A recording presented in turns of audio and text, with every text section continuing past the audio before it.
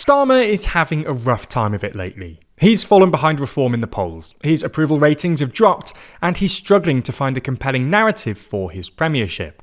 As the leader of a left-wing party, it seems safe to assume that his role as Prime Minister is to protect and uplift the least well-off in society. However, due to changes in the welfare system proposed back in March, Starmer's critics have claimed that, far from protecting these groups, he's actively harming them. In fact, as it turns out, many of these critics are sitting Labour MPs, who are absolutely livid that the government is planning to slash welfare spending. Rather than just sit back and accept it, they'd concocted a plan to try to block the changes, a move that threatened to put a huge amount of pressure on the Prime Minister. In fact, things looked so bad for Starmer that late on Thursday, he was forced into making some fairly major concessions to the rebels. So in this video, we're going to have a look at the government's welfare reforms, the changes they made in order to kowtow to the rebels, and whether the rebellion could actually still happen.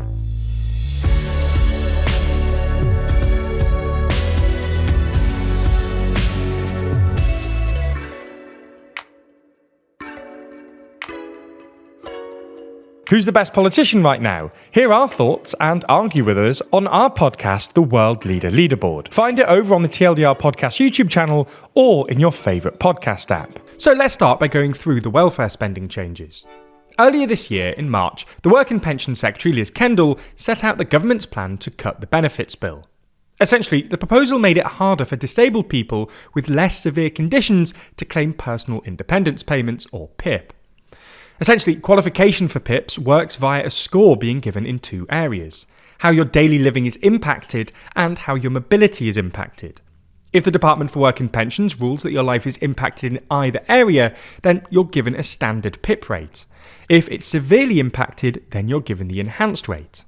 Kendall's proposals, though, increase the threshold for the standard rate in the daily living component. This means that needing prompting to prepare food, help with showering or washing and dressing the lower body, and needing help to engage with others will not, on their own, be enough to qualify for support.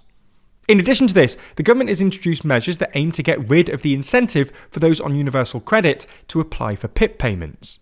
They'll no longer allow those aged under 22 to claim the universal credit top-up. However, they're also increasing the rate of universal credit, and they've introduced a new right to try work for those on benefits, meaning that pledging to work will itself not trigger a benefits reassessment. All in all then, the government has been keen to present this as a way of mending a system that discourages work. If implemented, it would save £5 billion a year by the end of the decade, with around 800,000 disabled people losing out on PIP payments as a result. As things stand, the bill has been laid before Parliament but has not yet been voted on by MPs. The first opportunity will be on Tuesday, at the second reading. In anticipation of this, a number of Labour MPs put their names to a reasoned amendment, otherwise known as a wrecking motion. Usually, a motion is passed at the second reading declaring that the bill will progress to the next stage. In amending this motion, MPs are able to list the reasons they have rejected the bill, before stating that it will not progress. In this instance, MPs claim that the following reasons are why they don't support it progressing. There's been no formal consultation with disabled people or their carers. The Office for Budget Responsibility is not publishing its analysis of the reforms until the autumn. The majority of additional employment support won't be in place until the end of the decade, and the government's own impact assessment estimates that 250,000 people will be pushed into poverty as a result of the changes, including 50,000 children. The amendment was brought by Meg Hillier and had been agreed to by about 127 Labour MPs, around a third of the total parliamentary party. It seems that the government has been deeply spooked by this. There were reports that senior figures called rebel MPs and threatened that a major rebellion on Tuesday could trigger a general election. Other MPs reported that they were threatened with deselection if they didn't vote for the bill. As often happens when those in charge become heavy-handed in their threats, support for the amendment actually went up afterwards. And as if the government couldn't look any more frantic, Starmer then went on to claim that the vote was not a confidence vote in the government, indicating that he was worried that, if it was, it could threaten his position. Making matters worse, the Conservatives actually agreed to support the government, helping them get the bill past the second reading without the support of the rebels, if Starmer made three promises. First, to properly reduce the welfare bill. Second, to get more people in work. And third, to not put taxes up in the autumn. These are all open-ended enough that they probably wouldn't have forced Starmer into anything he'd not already planned. Obviously though, relying on the Tories would have made Starmer look remarkably weak. Just consider for a moment the position that Starmer could have potentially found himself in. With one of the largest majorities in the history of his party going cap in hand to the Tories in order to pass legislation crucial to the government and to defeat rebels on his own backbenches.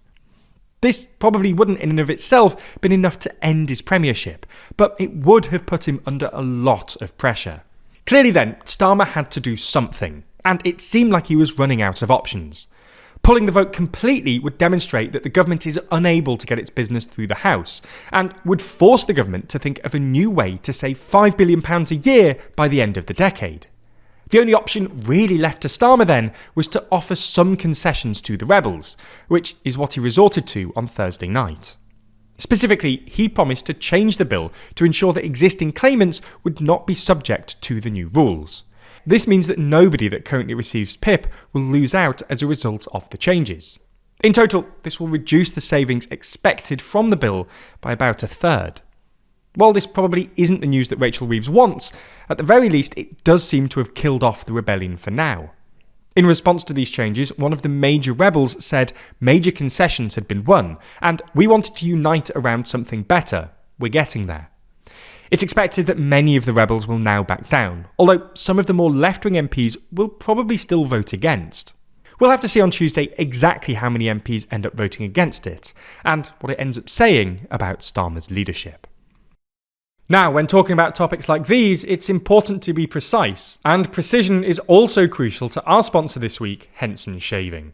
Henson's AL13 razor, which they produce at their aerospace machine shop, perfectly holds the blades at a 30-degree angle and extends it only 0.0013 inches, less than the width of a human hair, which means incredibly high tolerances, very high standards, and superb precision, offering a much healthier shave compared to the overpriced plastic razor cartridges. And speaking of plastic, Henson razors are completely plastic-free, from the blade to the box. Everything Henson send to you is entirely recyclable, meaning that while you protect your skin from an expensive razor burn, you're also protecting the environment from adding to the 2 billion razor cartridges that are thrown away every year in the US alone. Finally, buying Henson razors is simply cheaper. No longer will you be forced into buying those expensive and unsupportive replacement blades, as Henson blades cost about 10 cents each. This allows you to replace your blades more frequently, so you don't need to keep dragging a dull razor across your face to try and get value out of that overpriced plastic. If you want to try it out, go to hensonshaving.com/TLDR or click the link in the description, then add a razor and 100 blades to your cart.